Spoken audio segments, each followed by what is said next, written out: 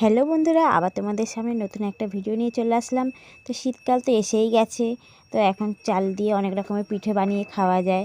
তো আমি চলে আসলাম আজকে অন্য রকম নতুন একটা পিঠে।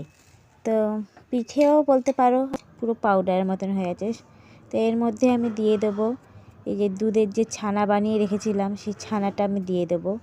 আর তার দুধ ফোটানোর সময় তখন একটুখানি দুধ আমি রেখে দিয়েছিলাম আলাদা করে।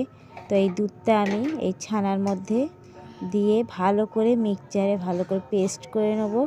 দেখো মিক্সচারে এটা পেস্ট করে নেবো, চিনির গুঁড়ো, দুধ আর ছানা। আর দেখো জল ফুটাতে দিয়ে দিয়েছি এই চালের গুঁড়ি যে বানিয়ে রেখেছি। এই চালের গুঁড়িটা দিয়ে পুরো একটা আটার মাখার মতন একটা ডো বানিয়ে নেবো। তো এই দেখো আমার ওই পুরটা এর মধ্যে দিয়ে তোমাদেরকে অনেক কিছু শেয়ার করতে পারিনি। তো পুরটা দিয়ে আমি ভালো করে এই রুটিগুলো দেখো বেলে নিয়েছি। তো এর ভিতরে কিন্তু এই পুরটা দেওয়া আছে।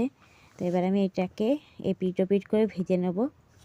তো তোমরা কেউ আমার এই ফ্রাই প্যানটাকে নজর দিও না, যেহেতু এটা অনেক পুরনো, টাকাতে টাকাতে এরকম কালো হয়ে গেছে।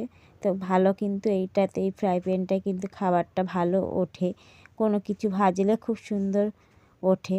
তো তার জন্যে আমি এটা আর এর মায়া ছাড়তে পারি না, আমারও ভালো লাগে।